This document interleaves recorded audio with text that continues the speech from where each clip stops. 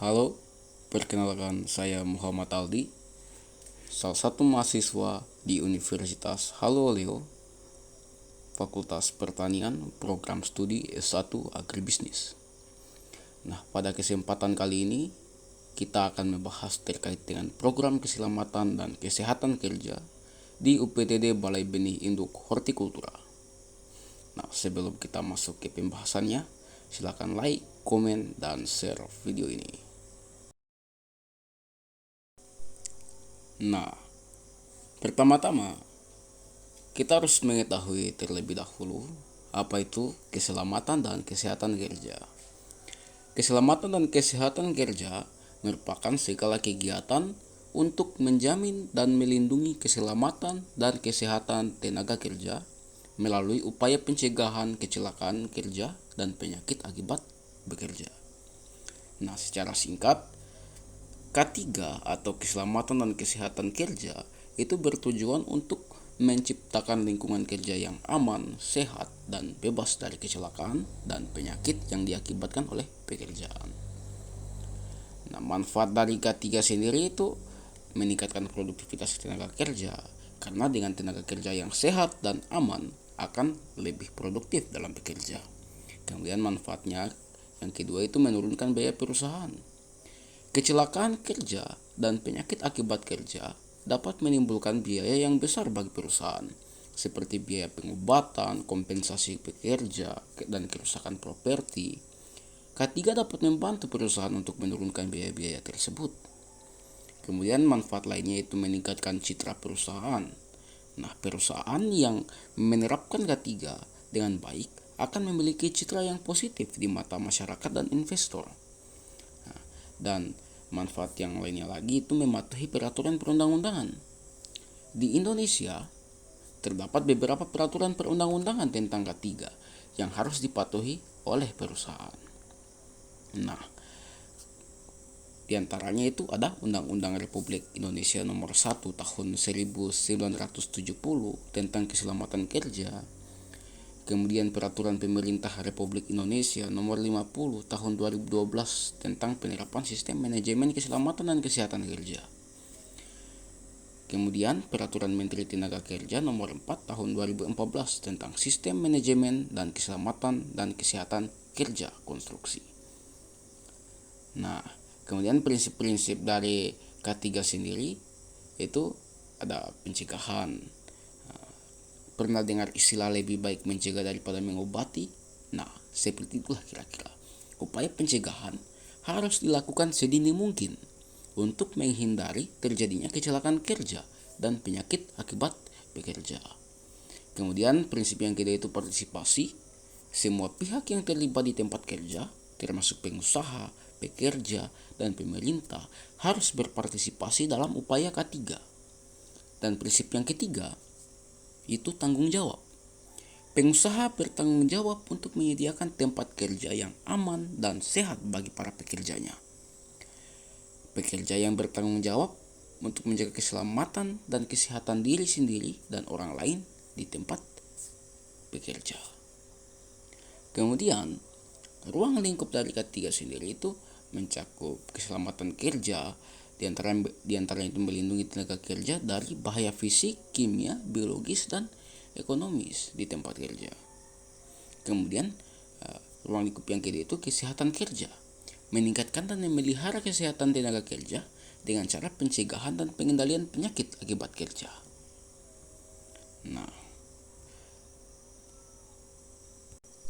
Nah, kemudian perlu diketahui industri pertanian juga memiliki tingkat risiko kecelakaan kerja yang tinggi loh. Risiko tersebut itu antara lain paparan bahan kimia berbahaya seperti pestisida dan pupuk kimia. Kemudian ada cedera akibat kecelakaan kerja seperti terjatuh dari ketinggian, terluka akibat alat tajam, dan terjepit oleh mesin. Kemudian penyakit akibat kerja seperti penyakit pernapasan akibat paparan debu dan asap, dan penyakit muskuloskeletal akibat pekerjaan yang ergonomis. Tidak terkecuali juga di UPTD Balai Benih Induk Hortikultura sendiri. Untuk penerapan K3 kepada para pekerja itu masih tergolong minim. Nah, kemudian apa-apa saja uh, resiko yang ada di Balai Benih Induk Hortikultura terkait dengan bagaimana implementasi dari K3-nya, kita akan bahas lebih lanjut. Jenis kecelakaan yang dapat terjadi di BBIH atau Balai Benih Induk Hortikultura. Berdasarkan pengamatan kami selama magang di Balai Benih Induk Hortikultura, nah, jenis kecelakaan apa saja sih yang dapat terjadi? Nah, yang pertama itu luka akibat benda tajam, ya, antara lain pisau saat melakukan okulasi.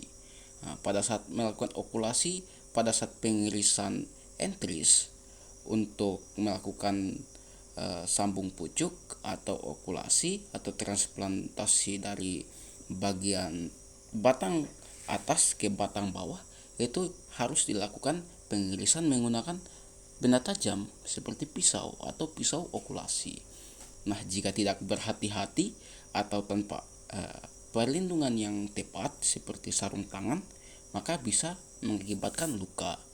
Dan luka tersebut dapat terinfeksi akibat dari paparan pupuk pada saat melakukan okulasi atau sambung pucuk. Nah, kemudian bisa juga terjadi luka akibat dari parang atau golok pada saat melakukan sanitasi lahan. Nah, jika tidak berhati-hati atau menggunakan alat perlindungan, maka bisa menyebabkan luka yang fatal bahkan. Nah, kemudian yang kedua, luka akibat mesin. Nah, diantaranya seperti kecelakaan yang bisa saja terjadi pada saat menggunakan mesin pemotong rumput atau traktor pada saat membajak lahan. Kemudian, jenis kecelakaan yang dapat terjadi yang ketiga itu luka bakar yang dapat terjadi dari kecelakaan di laboratorium. Nah, pada saat melakukan kultur jaringan, nah itu ada proses sterilisasi alat menggunakan lampu spiritus atau Bunsen. Nah, jika tidak hati-hati atau menggunakan teknik yang tepat dalam penggunaan Bunsen atau lampu spiritus ini, bisa menyebabkan luka bakar yang bahkan dalam kategori serius. Nah, oleh karena itu, hal ini kadang kita harus berhati-hati atau menggunakan alat perlindungan yang tepat. Nah, kemudian yang keempat itu iritasi yang dapat disebabkan oleh zat-zat kimia berbahaya seperti pestisida.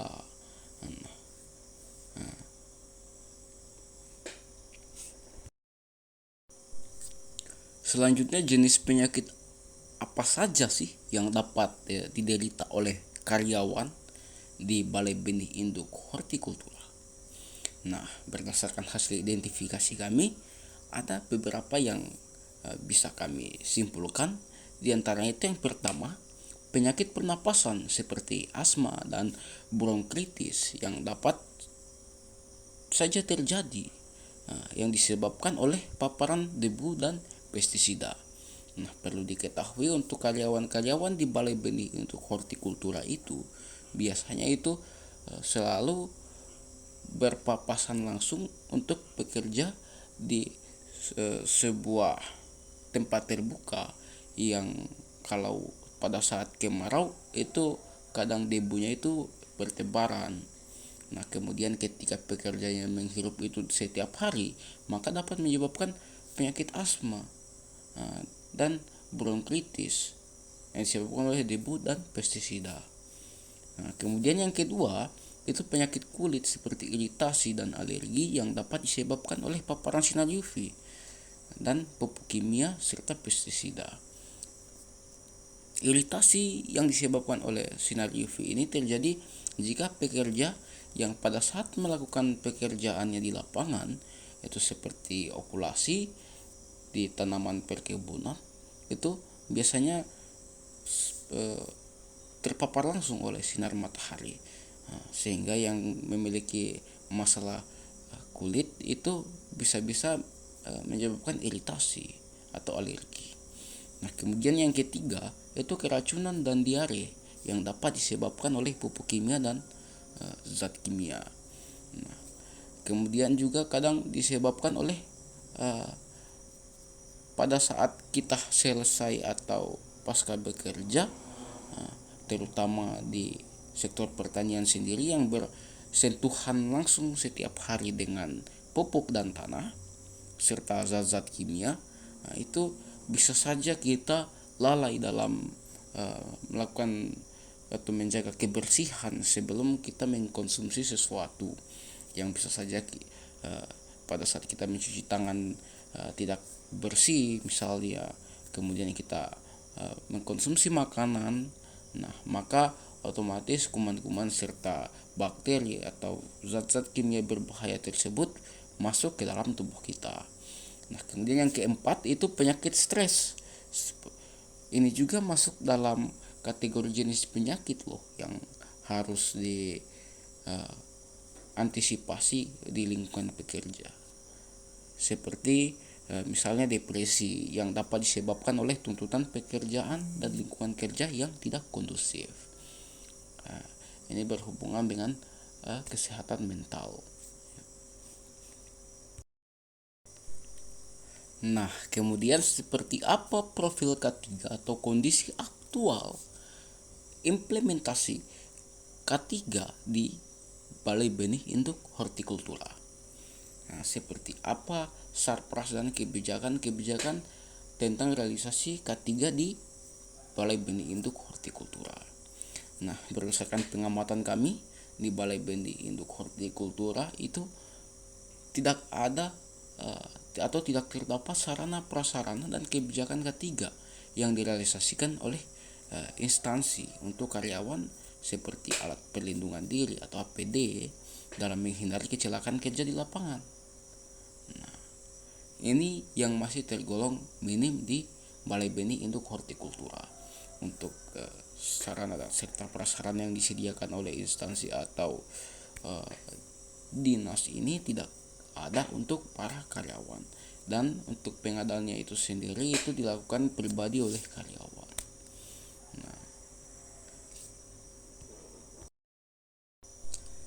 Nah, dalam mencermati kondisi tersebut, maka kami memiliki program kerja terkait dengan K3. Nah, daftarnya bisa dilihat di sebelah kanan. Pengenalan terhadap bahaya dan risiko di tempat kerja, membuat poster terkait dengan K3 di Balai Benih Induk Hortikultura, kemudian melaksanakan sosialisasi tentang K3 kepada para pekerja di Balai Benih Induk Hortikultura, dan yang keempat itu menyediakan APD yang berupa sarung tangan, masker, dan sarana dan prasarana lainnya. Nah, kemudian seperti apa program kerja yang telah terrealisasi dan apa kendala dari program kerja yang tidak terrealisasi, kita akan bahas lebih lanjut. Nah, berikut daftar program kerja K3 yang telah terrealisasi di Balai Benih Induk Hortikultura. Nah, yang pertama itu membuat poster terkait dengan K3 di Balai Benih Induk Hortikultura. Nah, untuk capaian kami itu peningkatan partisipasi karyawan dalam program K3 itu mencapai sebesar 40%. Nah, diantaranya itu kami memasang poster terkait dengan menjaga kebersihan tangan pasca bekerja memasuki waktu istirahat atau makan siang. Nah, maka bagaimana kami mengingatkan pekerja itu untuk melakukan atau menjaga kebersihan tangan pada saat mencuci tangan itu dengan baik. Nah, kemudian program yang kedua yang terrealisasi yaitu menyediakan APD berupa sarung tangan dan masker kepada Balai Benih Induk Hortikultura.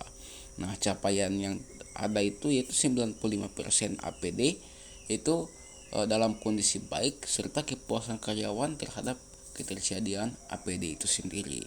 Nah, sehingga pada saat melakukan pekerjaan itu terhindari dari risiko-risiko yang dapat ditimbulkan, mulai daripada paparan langsung zat kimia uh, ke dalam tubuh melalui saluran pernapasan, dan ketika kita menyentuh secara langsung dengan tangan. Nah, untuk yang terrealisasi itu sendiri baru di laboratorium. Nah, kemudian apa kendala dari uh, daftar atau program kerja kami yang tidak terrealisasi? Seperti apa kendalanya? Nah, kita akan bahas lebih lanjut. Nah, ini dia hasil identifikasi kelemahan atau kendala pelaksanaan program K3 yang telah kami susun. Dari 4 program tadi ternyata cuma 2 yang terlaksana. Nah, kemudian di manakah kelemahan atau kendala dari pelaksanaan program ini? Nah, yang pertama itu sosialisasi atau pelatihan. Nah, padatnya jadwal karyawan itu sehingga untuk pelaksanaan K3 ini sedikit sulit. Nah, karena karyawan-karyawan yang bekerja di Balai Benih Induk Hortikultura itu sendiri memiliki target yang setiap harinya itu harus produktif untuk mencapai target tersebut. Nah, kemudian yang kedua itu kurangnya kesadaran dan partisipasi. Nah, banyak karyawan yang masih kurang menyadari pentingnya penerapan ketiga di tempat kerja. Nah, karena terkadang untuk menggunakan APD sendiri pada saat bekerja di Balai Benih Induk Hortikultura, terkhususnya pada saat melakukan okulasi atau sambung pucuk, itu justru menghambat proses daripada bekerja. Nah, mulai daripada ketelitian atau bentuk adaptasi yang harus memakan beberapa waktu lagi untuk meningkatkan efisiensi pada saat bekerja. Kemudian yang ketiga itu kelemahan atau kendalanya itu berada di keterbatasan anggaran. Nah, anggaran yang dialokasikan untuk program K3 tidak memadai untuk mendukung pelaksanaan kegiatan yang kami rencanakan, seperti pelatihan, pembelian APD lebih lanjut, dan pemeliharaan peralatan. Nah, kemudian selanjutnya hasil identifikasi kekuatan pendorong terlaksananya program kerja K3. Nah, dengan eh, terrealisasinya program kami ini karena adanya rasa peduli dan support dari kepala atau pimpinan BBIH itu sendiri, serta karyawan-karyawan yang juga peduli terhadap hal itu tentang pentingnya keselamatan dan kesehatan kerja untuk meminimalisir risiko yang dapat terjadi selama bekerja. Nah, dan juga uh, karyawan serta pimpinan kepala BBIH sendiri juga uh, mengharapkan bahwasannya untuk realisasi program ini itu tidak memberatkan mahasiswa sendiri. Dan terakhir itu terkait dengan deskripsi solusi yang dilakukan untuk menghadapi berbagai kelemahan kendala pelaksanaan program K3. Nah, yang pertama itu optimalisasi penggunaan anggaran. Nah, dengan melakukan analisis biaya untuk mengidentifikasi area yang dapat dihemat tanpa mengurangi efektivitas program K3 itu sendiri. Dan kemudian yang kedua itu tentang kampanye kesadaran K3, dengan mengadakan kampanye kesadaran K3 secara berkala melalui seminar, workshop, dan sesi pelatihan. Nah, baik. Jadi kesimpulannya, apakah K3 itu penting? Ya, K3 itu sangat penting. Nah, K3 sangat penting untuk menciptakan lingkungan kerja yang aman, sehat, dan produktif. Penerapan K3 dapat bermanfaat bagi semua pihak yang terlibat di tempat bekerja, termasuk pengusaha, pekerja, dan pemerintah. Nah, sekian untuk video kali ini. Saya mengucapkan terima kasih bagi para penonton setia. Silakan nantikan video-video menarik saya selanjutnya.